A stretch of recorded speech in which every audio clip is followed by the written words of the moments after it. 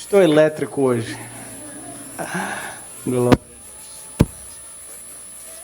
Glória a Deus. Vamos a 2 Reis. O livro de 2 Reis nos introduz a uma doutrina importante, queridos, que eu estou chamando ela a doutrina do fim da estrada. Resumindo em uma palavra, em uma frase, toda estrada tem um fim. Toda estrada tem um fim.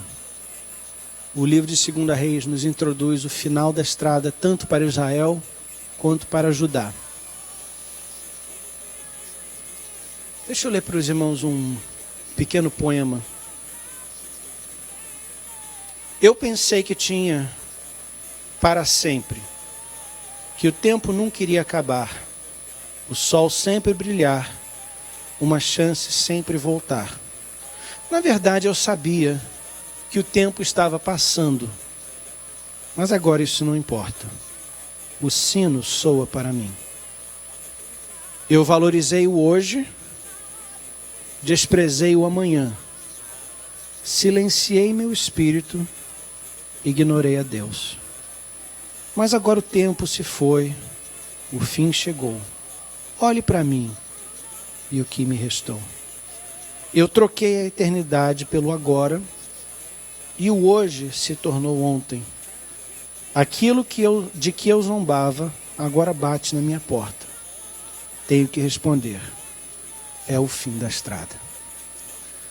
Eu creio que essa frase, esse poema em geral e essa última estrofe desse poema representa bem a humanidade. Eu troquei a eternidade pelo agora, e o hoje se tornou ontem. Muitas vezes a gente troca a eternidade pelo agora e tenta viver o agora, pensando que o agora nunca vai passar. Mas a verdade é, queridos, que o agora também passa.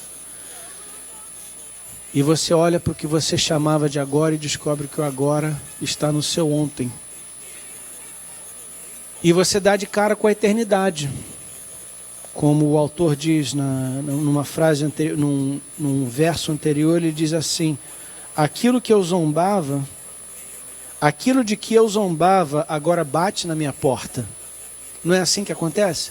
A pessoa zomba de Deus, zomba da eternidade, zomba da morte. Aí um belo dia Deus, a morte, a eternidade batem na nossa porta. E a gente tem que prestar conta de como vivemos. Essa é a doutrina que eu estou chamando de o fim da estrada. A doutrina do fim da estrada. Durante a viagem, muitas vezes nos esquecemos que a estrada tem um fim e que nós vamos chegar no fim dela. E é importante, a Bíblia nos desafia a levarmos em consideração o fim da estrada nas nossas decisões diárias.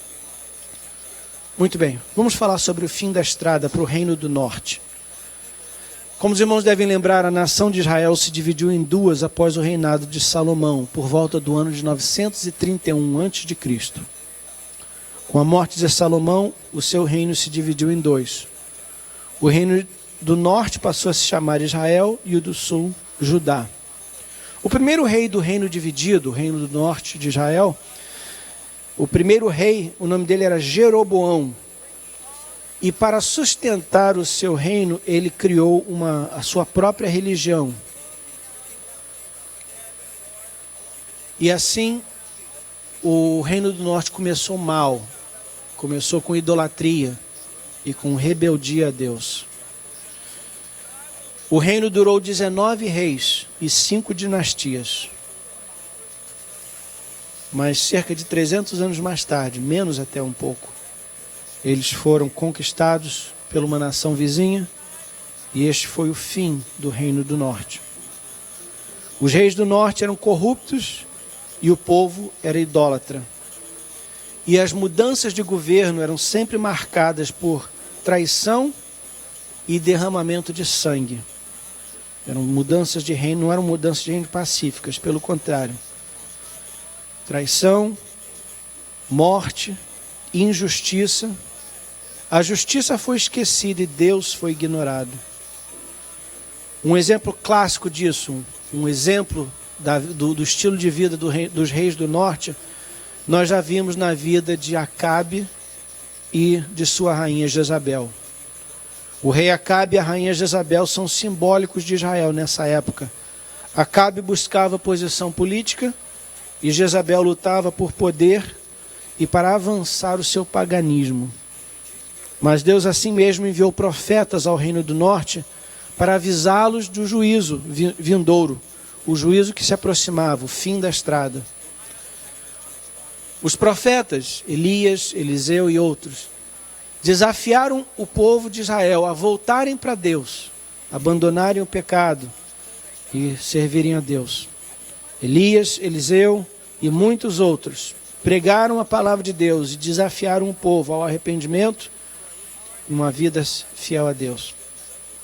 Eliseu, por exemplo, foi o segundo grande profeta dessa época. Ele foi servo de Elias por mais ou menos 9 anos, entre 7 e 9 anos. E no final desse período, Elias perguntou para Eliseu: Eliseu, o que eu posso te dar pelos anos de serviço, seus anos de serviço? E ele pediu uma porção dobrada da unção de Elias. E de fato ele recebeu isso. O ministério de Eliseu durou 60 anos, e por 60 anos ele convocou, ele desafiou o povo de Deus a voltar para Deus. Durante esses 60 anos ele também fez grandes milagres interessantes. Se você nunca leu a história de Eliseu, leia em 2 Reis, a partir do capítulo 2. É uma história rica em milagres e manifestações da glória de Deus. Eliseu, por exemplo, abriu o rio Jordão, ele multiplicou o óleo de uma viúva, ele multiplicou pão para alimentar pessoas, ele curou um leproso, e tem até um milagre interessante, único nas Escrituras, é que depois de Eliseu morrer, ele foi enterrado numa cova, e mais tarde outra pessoa morreu e eles iam enterrar do lado do corpo de Eliseu. Mas enquanto eles estavam preparando para enterrar esse morto, uma nação vizinha invadiu Israel e estava atacando Israel. E na pressa, para fugir, eles jogaram esse corpo de qualquer maneira dentro da cova, e o corpo, quando bateu na cova, tocou nos ossos de Eliseu. E a unção de Deus sobre a vida de Eliseu era tão grande que só no toque nos ossos de Eliseu, esse corpo ressuscitou. Agora imagina o susto que ele levou, quando ele levantou a cabeça e viu aquela porção de soldado inimigo correndo na direção dele. Eu imagino que ele não só ressuscitou, mas saiu correndo logo. Então essa passagem, isso está no capítulo 13 de 2 Reis. Essa passagem da Bíblia é muito rica em histórias interessantes, em milagres e na mensagem dos profetas. E a mensagem se resumia nisso, gente. Arrependam-se e voltem para Deus. Caso contrário, a justiça de Deus e o castigo de Deus vão alcançar a nação. No nosso estudo da palavra de Deus, mais tarde vamos encontrar 2 outros profetas, o profeta Amós e o profeta Oséias. Eles também ministraram um pouquinho mais tarde, mas também nessa mesma área geográfica, no norte de Israel. Profetas Amós e Oséias. Todos eles, Elias, Eliseu, Amós, Oséias e outros, todos esses profetas serviam o reino do norte, chamando o povo de volta a Deus e para longe do pecado e da adoração dos ídolos. Porém, queridos, todos eles foram desobedecidos, negligenciados, ignorados. 200 anos mais tarde, no ano 722 a.C., Israel chegou ao fim da estrada que tinham escolhido. Por 200 anos eles caminharam em rebeldia contra Deus. No final desses 200 anos, eles foram invadidos pelo reino da Assíria, que ficava ao norte de Israel. O povo da Assíria era um povo muito cruel. E eles invadiram o norte, destruíram a capital, que era Samaria, e tiraram as 10 tribos e espalharam elas pelo resto do império assírio. A razão que eles faziam isso é para evitar rebelião por parte do povo. Então eles conquistavam uma nação, pegavam os habitantes dessa nação e levavam para outro lugar. Aí tiravam as pessoas dessa outra nação conquistada e traziam para cá. e assim eles evitavam rebelião, porque as pessoas não tinham apego pela terra em que elas viviam. Muita gente está disposta a lutar e morrer pela sua pátria, pela sua terra, pelo seu pedaço de chão. Poucas pessoas estão dispostas a sacrificar sua vida por um país de outra pessoa, para a terra de outra pessoa. Então a Síria, para manter o povo subjugado, eles tiravam elas, uma nação de um lugar levava para outro e vice-versa. E eu menciono isso porque duas coisas interessantes, interessante não é a palavra certa, mas duas coisas vão acontecer agora importantes para entender o resto da Bíblia. A primeira delas é que 10 das 12 tribos vão ficar espalhadas por toda o Oriente Médio e outros lugares onde o Império Assírio chegou. E só mais tarde vão ser trazidos de volta por Deus para Israel. E até hoje Deus está trazendo de volta os judeus espalhados pelo mundo, de volta para Israel. E é uma das profecias que antes da vinda de Jesus, os judeus iam se reunir de novo na sua própria terra. E isso está acontecendo até mesmo nos nossos dias. Mas a segunda coisa interessante é que daí é que veio a rincha, a inimizade entre os judeus e os samaritanos. Os samaritanos eram considerados pelos judeus um povo misto, uma raça mista, um meio judeu, meio pagão. Por quê? Os samaritanos viviam nessa área do norte, onde a Síria veio e tirou os judeus e trouxe esses povos pagãos e que viveram ali. E eles casaram com alguns judeus que ficaram, então eram filhos de judeu e de pessoas pagãs. E os judeus do sul, Jerusalém e da área ao redor de Jerusalém, eles então tinham essa rincha com os samaritanos, porque consideravam eles um povo misto, eles eram uma lembrança do castigo de Deus sobre o reino do norte. Então, por isso que gerou essa inimizade entre eles. E no Novo Testamento, quando você chega no Novo Testamento, você vê que os judeus que tinha essa inimizade entre os samaritanos e os judeus. Muito bem. 2 Reis 17 registra para a gente o final de Israel. E eu quero tirar alguns minutos para ler para os irmãos alguns versículos aqui, porque eles são importantes. E eles falam para nós o que acontece quando desobedecemos a Deus. Versículo 7. A cidade de Samaria foi conquistada porque os israelitas pecaram contra o Senhor, seu Deus, que os havia livrado de Faraó, rei do Egito, e os havia tirado fora daquele país. Eles adoraram outros deuses, seguiram os costumes dos povos que o Senhor havia expulsado conforme eles avançavam, e seguiram também os costumes adotados pelos reis de Israel. Versículo 9. Os israelitas fizeram coisas que Jeová, seu Deus, não aprovava. Eles construíram lugares pagãos de adoração em todas as suas cidades, desde o menor povoado até a maior cidade. E em todos os morros e debaixo de todas as árvores que dão sombra, eles levantaram colunas ao deus Baal e aos postes ídolos. E também queimaram incenso em todos os altares pagãos, seguindo o costume dos povos que o Senhor Deus havia expulsado da terra prometida. E eles provocaram a ira de Deus, Jeová, com todas as coisas que fizeram. E adoraram ídolos, coisa que o Senhor havia proibido. Note que um dos maiores erros deles foi a idolatria, o culto a ídolos. E Deus ficou muito zangado com isso. A Bíblia diz que eles provocaram Deus a ira. Versículo 13. E Jeová Deus havia mandado mensageiros e profetas darem o seguinte aviso a Israel e a Judá. Olha os avisos que Deus enviou a Israel e a Judá. Abandonem os seus maus caminhos e obedeçam os meus mandamentos que estão na lei que eu dei aos seus antepassados e que entreguei a vocês por meio dos meus servos, os profetas. Porém, os israelitas do reino do norte não quiseram obedecer. Foram teimosos como os seus antepassados, que não confiaram em Jeová, o Deus deles. Eles não quiseram obedecer os seus ensinamentos e não guardaram a aliança que ele tinha feito, que Deus tinha feito com seus antepassados. e desprezaram os avisos que Deus enviou. Adoraram ídolos sem valor, e desse modo eles mesmos ficaram sem valor.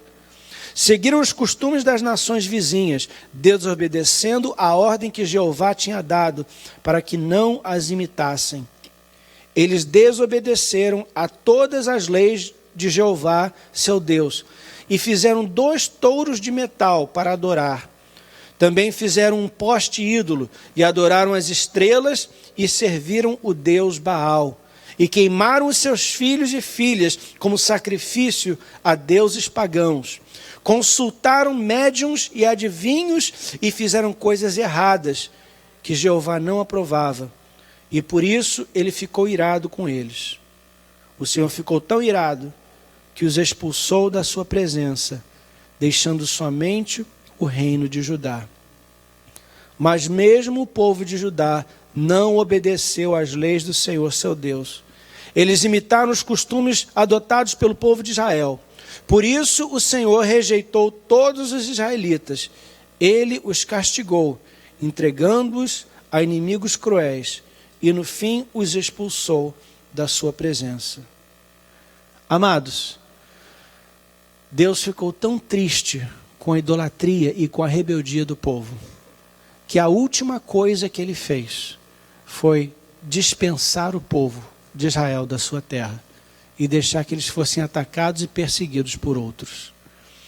Eu quero desafiar a igreja, queridos, a não ler essa passagem simplesmente como um relato histórico, algo que aconteceu no passado, mas entender que isso é uma lição para nós, que o que aconteceu no passado pode acontecer de novo, se nós não ouvirmos os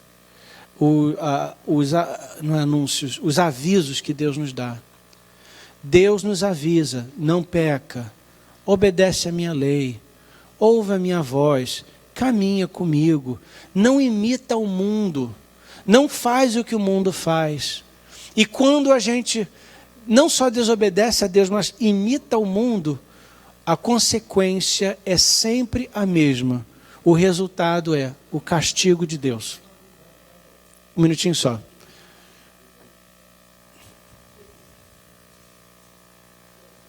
Not a problem. That's fine. If you sit on the back, there's translation over there, and we'll be happy to accommodate you in the back. Thank you very much. God bless you. Queridos, a palavra de Deus é clara. O pecado tem consequências. E a estrada que a gente caminha hoje tem um fim. E o fim da estrada da pessoa que rejeita o caminho de Deus é um fim triste. E Deus quer evitar essa dor, essa perda, esse sofrimento na nossa vida. Então Ele nos avisa e envia profetas, homens e mulheres que nos lembram da chamada de Deus, do propósito de Deus. E o que acontece muitas vezes é que não só a pessoa não se arrepende, mas ainda fica com raiva do profeta ou da pessoa que trouxe o aviso para a gente. A gente devia agradecer o profeta. Os profetas do Velho Testamento foram maltratados. Alguns deles foram martirizados, porque eles anunciaram ao povo: cuidado, porque esse caminho vai levar à morte, Deus está chamando vocês de volta. O final da estrada, queridos, foi esse versículo 20. Portanto, Jeová rejeitou todo o povo de Israel. Ele oprimiu e os entregou nas mãos de saqueadores, até que os lançou da sua presença. Gálatas capítulo 6, versículos 7 e 8 dizem assim: não se enganem, ninguém zomba de Deus. O que uma pessoa plantar, é isso mesmo que colherá. Se plantar no terreno da sua natureza humana, desse terreno colherá a morte. Porém, se plantar no reino do Espírito de Deus, desse terreno colherá a vida eterna. Eu encerro como comecei, lendo esse poema, O Fim da Estrada. Eu pensei que tinha para sempre, que o tempo nunca iria acabar, o sol sempre brilhar, uma nova chance sempre voltar. Na verdade, eu sabia que o tempo estava passando, mas agora isso não importa. O sino soa para mim. Eu valorizei o hoje, desprezei o amanhã, silenciei meu espírito, ignorei a Deus. Agora o tempo se foi. O fim chegou. Olhe para mim e o que me restou. Eu troquei a eternidade pelo agora e o hoje se tornou ontem. Aquilo de que eu zombava agora bate na minha porta. Tenho que responder. É o fim da estrada. É o fim da estrada. A estrada vai chegar ao fim para mim e para você. Eu encerro fazendo uma simples pergunta. Você está certo com Deus hoje? Se o final da sua estrada chegar hoje, você está em paz com Deus? Você já se reconciliou com Deus? Vamos nos pôr de pé.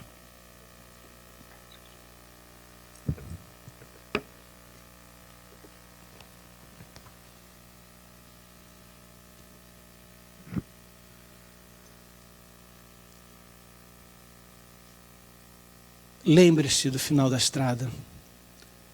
Ela pode parecer distante, mas às vezes não está, queridos. Às vezes está mais perto do que imaginamos. O fim da estrada vem através da morte. O fim da estrada pode vir através da vinda de Jesus. A qualquer instante Jesus pode voltar. E é importante que estejamos preparados. Eu quero te desafiar a não viver uma vida de rebeldia contra Deus. Essa estrada não dá certo. É uma estrada cheia de dor de cabeça, de perda, de morte, de sofrimento. O caminho mais feliz é o caminho de obediência a Deus, de comunhão com o Espírito Santo. E é esse caminho que Jesus te chama hoje. Oremos juntos. Querido Deus e Pai, nessa manhã, quando já sentimos a Tua presença tão forte entre nós, queremos tirar esse momento para confessarmos a nossa necessidade de Ti e nos arrependemos de toda e qualquer rebeldia, de toda e qualquer revolta contra os Teus propósitos, de toda e qualquer desobediência à Tua palavra.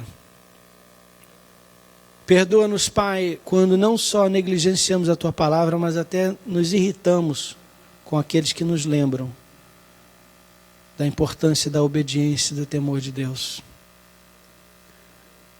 Nós nos arrependemos e pedimos o Teu perdão. E viemos nessa manhã nos reconciliar contigo.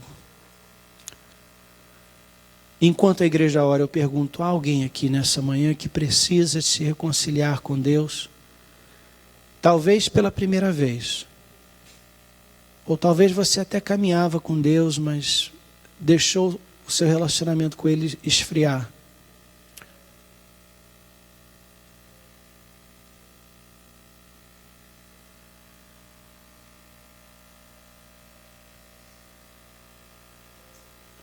Eu quero te dar uma oportunidade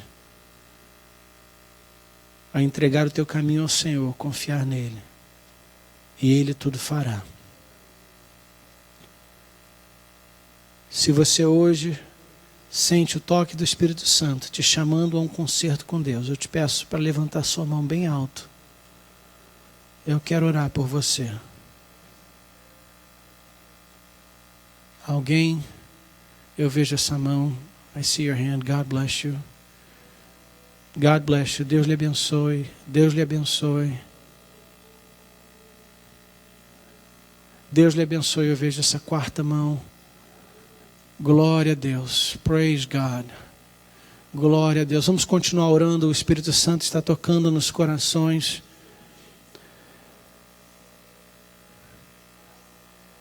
Na estrada da vida, queridos, o inimigo planta, ele monta ciladas e situações para nos distraírem e nos tirarem do caminho de Deus.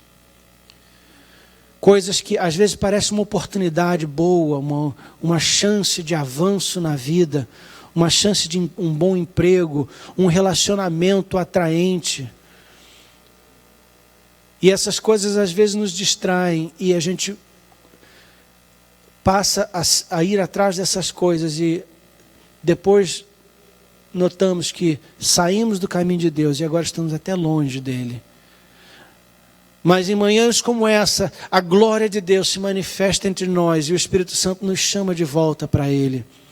E Ele faz isso porque Ele nos ama e Ele quer o nosso bem. E Ele tocou no coração de pelo menos 4 pessoas nessa manhã. Possivelmente haja mais alguém. E eu quero te dar ainda essa oportunidade de fazer esse concerto com Deus, levantando a sua mão e dizendo: Senhor, eu quero voltar para perto de Ti. Senhor, eu quero estar nos Teus caminhos, eu quero estar pertinho de Ti. Me perdoa, Senhor, por ter Te desobedecido. Me perdoa pelas coisas erradas que eu fiz. Eu reconheço o meu erro e Te peço perdão.